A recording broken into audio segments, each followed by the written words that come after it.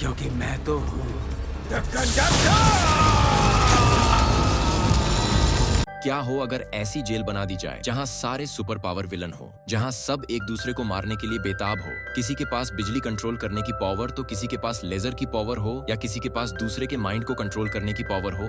ऐसा ही हम देखने वाले हैं आज की मूवी में। इस मूवी की स्टार्टिंग में हमें एक टनल के अंदर कुछ गुंडों को दिखाया जाता है जो अपने ही साथी को मार रहे थे, जिसका नाम जैक था। उन्होंने जैक को पेबैक को मारने भेजा था, लेकिन जैक पेबैक को न मार के उसकी बेटी को मार आया था, जिससे उसके साथी उसे मार रहे थे। तभी वहाँ पेबैक आकर गन से फायरिंग करने लग जाता है, जिससे कई सारे विलन तो मारे जाते हैं, पर दो को गोलियों से कुछ फर्क नहीं पड़ता क्योंकि उनके पास बुलेट प्रूफ होने की ताकत थी। तो पेबैक और वो विलन हाथों से ही फाइट करने लगते हैं, लेकिन बुलेट प्रूफ होने की वजह से उसे कुछ नहीं होता। तो पेबैक फाइट के दौरान उस विलन के हाथ तोड़कर उसे मार डालता है और आखिर में जैक को भी मार देता है क्योंकि उसने उसकी बेटी को मारा था। तभी वहाँ कई सारे पुलिस वाले आ जाते हैं जो पेबैक को अरेस्ट कर लेते हैं। फिर हमें दिखाया जाता है कि कुछ टाइम पहले दुनिया में तबाही फैली थी जिसका नाम D+ था, और ये सब इसलिए हुआ था क्योंकि वॉर में न्यूक्लियर बम इस्तेमाल होने लगे थे और न्यूक्लियर रेडिएशन की वजह से कई सारे लोगों की डेथ हो चुकी थी। कई सारे शहरों में बचे हुए लोग रिसोर्स के लिए लड़ रहे थे और उनमें से कुछ जिंदा रहने वाले लोगों में जेनेटिक न्यूट्रिशन की वजह से अलग अलग तरह की पावर आ गई थी, लेकिन उन लोगों ने अपनी पावर का गलत यूज करके काफी तबाही मचाई। लेकिन इनको रोकने के लिए यूएसए गवर्नमेंट ने सुपर लॉ इंप्लीमेंट करके एक सुपर जेल बना डाली जिसमें सारे सुपर विलन को रखा जाएगा। अब पेबैक ने भी 50 से ज्यादा लोगों को मारा था, इसलिए उसे उम्र कैद की सजा सुनाई गई और उसे भी उसी सुपर जेल में रखा जाना था। तभी हमें न्यूज से पता चलता है कि सुपर जेल की देख रेख डेवलिन नाम का आदमी करने वाला था, क्योंकि वो उस जेल का सुपरवाइजर था, जिसके बारे में कई सारी अफवाहें थीं कि डेवलिन कैदियों के साथ बहुत ही बुरा व्यवहार करता है और उनसे पैसे लेके जेल से भागने में मदद करता था। लेकिन डेवलिन अपने एक इंटरव्यू में बताता है कि उसके होते हुए कोई भी कैदी जेल से भाग नहीं सकता। इसके बाद सारे कैदियों को एक बस में बिठाकर उस जेल में लाया जाता है, लेकिन पेबैक को देखकर लग रहा था जैसे वो यहाँ आना चाहता था ताकि वो और सुपर विलन को भी मार सके। उन्हीं कैदियों में से एक डिएगो नाम का आदमी भी था जिसके पास दूसरे के साथ इमोशन शेयर करने की पावर थी। फिर सभी कैदियों को एक साथ खड़ा करके गार्ड उनकी पावर और उनके नाम को स्कैन करते हैं और उन कैदियों के पैरों में एक डिवाइस भी लगा दिया होता है जिससे वो अपनी पावर का इस्तेमाल न कर सके। लेकिन जेसन जो कि वहाँ का मैनेजर था, वो पेबैक को काफी तेज शॉट देता है क्योंकि उनके पैरों में लगाए गए डिवाइस की मदद से उन्हें टेबलेट से कंट्रोल कर सकते थे। फिर सभी कैदियों को अंदर जेल में डाला जाता है जहां सारे कैदी थे।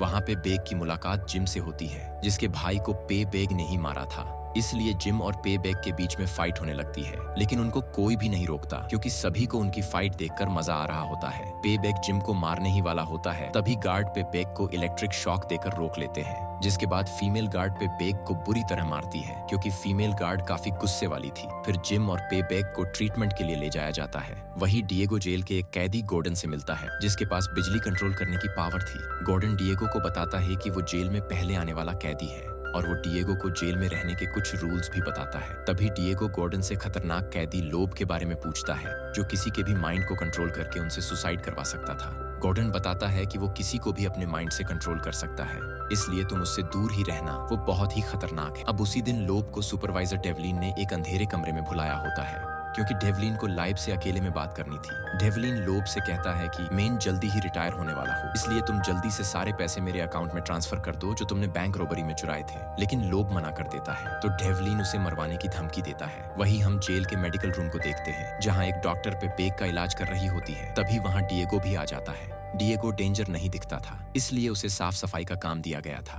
तभी वो डॉक्टर जिसका नाम इजाबेल था, वो डिएगो के पास जाकर उससे बात करने लगती है। फिर डिएगो वहां रखे बिना सर के आदमी को देखकर पूछता है कि ये कैसे मरा, तो डॉक्टर उसे बताती है कि ये मरा नहीं है, दरअसल ये अपने सर को रीजनरेट कर रहा है क्योंकि उसके पास अपने शरीर के किसी भी अंग को रीजनरेट करने की पावर थी। फिर डॉक्टर पास वाले रूम में लोब का चेकअप करने जाती है तो पीछे से पेबैक आकर डॉक्टर पर अटैक करके बेहोश कर देता है और लोब को मारने के लिए आगे बढ़ता है। तभी वहाँ डिएगो आकर पेबैक को रोक लेता है और वो लोब को नहीं मार पाता। तभी गार्ड वहाँ आकर पेबैक को ले जाते हैं। ये सारी न्यूज पूरे जेल में फैल जाती है कि डिएगो ने लोब की जान बचाई थी, जिसकी वजह से सारे कैदी डिएगो की रिस्पेक्ट करने लगते हैं और अपना खाना भी डिएगो के साथ शेयर करते हैं। फिर लोब डिएगो को अपने पास बुलाता है और उसे थैंक्स बोलता है। इससे डिएगो भी काफी खुश होता है।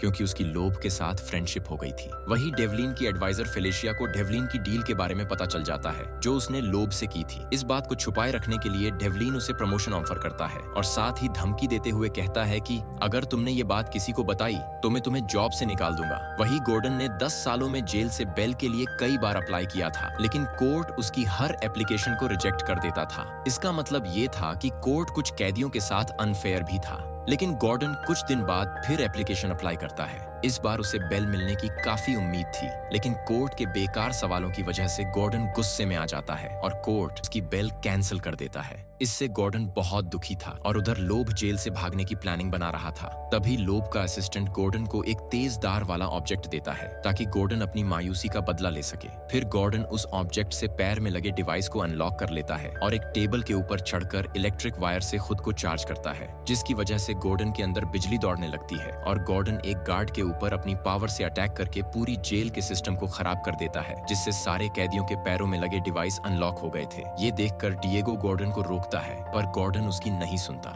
उधर सारे कैदी भी आपस में लड़ने लग गए थे। ये देखकर डेवलिन फ्लेसिया को जनरेटर ऑन करने को बोलता है ताकि वो जल्दी से सारे कैदियों को कंट्रोल कर सके। तभी जनरेटर को रिस्टोर कर दिया जाता है, जिसके बाद कैदियों को इलेक्ट्रिक शॉक देकर शांत कराया जाता है। वही गॉर्डन एक जगह जाकर बाहर का नजारा देखने लगता है। तभी फीमेल गार्ड पीछे से उस पर हमला कर देती है, जिससे गॉर्डन नीचे गिर जाता है और डेवलिन गॉर्डन को मारने का कहता है, क्योंकि उसी की वजह से पूरी जेल में अफरा तफरी मची थी। उसके बाद फीमेल गार्ड गॉर्डन को बुरी तरह से मार देती है। अब गॉर्डन की मौत की खबर हर जगह फैल जाती है, क्योंकि इस हंगामे में 12 कैदी और मारे गए थे, लेकिन डेवलिन ने इस बात को बाहर नहीं जाने दिया। वही फिर डेवलिन डिएगो को अपने पास बुलाकर उससे सारी बातें पूछता है कि तुम लोभ के प्लान के बारे में जानते हो तो मुझे बता दो। और डेवलिन डिएगो को टॉर्चर चैम्बर दिखाते हुए कहता है कि इसमें टाइम बहुत स्लो गुजरता है, क्योंकि डेवलिन को लगता था कि डिएगो को लाइव के प्लान के बारे में पता होगा, क्योंकि वो लोभ के काफी क्लोज था। पर डिएगो मना कर देता है क्योंकि उसे कुछ भी नहीं पता था। इसके बाद डेवलिन लोभ के पास जाता है और उससे कहता है कि तुम्हारे पास भागने का कोई रास्ता नहीं है तो तुम्हें मेरी बात माननी ही पड़ेगी। लोभ भी इसके लिए मान जाता है, पर वो इन सब के लिए थोड़ा टाइम मांगता है। वही अगले दिन फेलिसिया गार्ड के साथ नीचे बेसमेंट में इलेक्ट्रिक सिस्टम को ठीक करने जाते हैं, तो उधर सभी कैदियों को लेटर मिलते हैं जो उनके फैमिली वालों ने भेजे थे। दूसरी तरफ लोभ फिर से जेल से भागने का प्लान करता है। लोभ किसी तरह एक टेबलेट लेकर उसकी मदद से एक वायरस प्रोग्राम करने लगता है, जिससे वो जेल के सिक्योरिटी सिस्टम को हैक कर सके। वहीं पे बेग भी अपने सर पर टैटू बनाकर जिम से फाइट करने जाता है, लेकिन जिम फाइट के लिए मना कर देता है। उधर डिएगो लोभ से मिलने के लिए जाता है और लोभ से कहता है कि अगर तुम यहाँ से भागने का प्लान कर रहे हो तो मुझे भी यहाँ से बाहर निकालना। तो लोभ भी इसके लिए हामी भर देता है। दूसरी तरफ वो दिन आ गया था जब डेवलिन रिटायर होने वाला था। फेलिसिया को लगता था कि डेवलिन की जगह अब उसे जेल का सुपरवाइजर बनाया जाएगा, लेकिन फेलिसिया को पता चलता है कि उसकी जगह जेसन को सुपरवाइजर बना दिया है। इससे फेलिसिया काफी गुस्सा होती है और डेवलिन के ऊपर चिल्लाने लगती है, पर डेवलिन फेलिसिया को 2-4 बातें कहकर चुप करवा देता है और लोभ के पास जाकर उससे कहता है कि ये टेबलेट लो और जल्दी से सारे पैसे मेरे अकाउंट में ट्रांसफर कर दो। लोभ भी ऐसा ही करता है और सारे पैसे उसके अकाउंट में ट्रांसफर करने लगता है, लेकिन साथ ही लोभ अपने बनिया हुए वायरस को अपलोड कर देता है, जिससे सारा सिक्योरिटी सिस्टम हैंग हो गया था, जिसकी वजह से सारे कैदियों के डिवाइस अनलॉक हो गए थे और वो अपनी पावर यूज करने लगे थे और अपनी पावर से एक दूसरे के ऊपर अटैक करने लगते हैं। तभी उनके बीच एक जोरदार फाइट होना शुरू हो गई थी। जिम भी अपने असली रूप में आकर पे बेग से फाइट करता है, लेकिन पे बेग जिम के सामने टिक नहीं पाता और किसी तरह उससे बचता हुआ भाग जाता है। उधर डिएगो भी कैदियों के इमोशन को फील करने लगा था, लेकिन डॉक्टर उसे संभाल लेती है। उधर फ्लेसिया डेवलिन को कॉल करके जेल में हुए हंगामे के बारे में बताती है, तो डेवलिन घबरा जाता है और वहां से जाने लगता है, पर लोभ ने दरवाजा बंद कर दिया था। शायद डेवलिन लोभ के प्लान का मेन पार्ट था। उधर जेल में हालत खराब हो रहे थे। कैप्टन जेसन फेलिसिया से सिस्टम को ठीक करने के बारे में पूछता है, तो फेलिसिया कैप्टन से कहती है कि नीचे बेसमेंट में जाकर जनरेटर को रिस्टार्ट करना होगा, जिससे सारे सिस्टम काम करने लगेगा। इसके बाद कैप्टन जेसन नीचे बेसमेंट में जाता है, लेकिन फ्लेसिया और कैप्टन के कॉल का सिंगल कट हो गया था, जिससे फ्लेसिया कैप्टन को गाइड नहीं कर सकती थी। कैप्टन किसी तरह जनरेटर ढूंढकर उसे ऑन करने लगता है। तभी वहां जिम आ जाता है, जो कैप्टन पर अटैक करने लगता है। जिम कैप्टन को बुरी तरह मारता है, लेकिन कैप्टन किसी तरह खुद को छुड़ाकर लोहे की रोड से एक पाइप को तोड़ देता है, जिसमें से हॉट एयर निकलती है और जिम की मौत हो जाती है। वही दूसरी तरफ डेवलिन लोब के पास बैठकर मनी ट्रांसफर होने का वेट कर रहा होता है। तभी लोब डेवलिन को बताता है कि उसके पास एक ऐसी भी पावर है जिसके बारे में किसी को नहीं पता।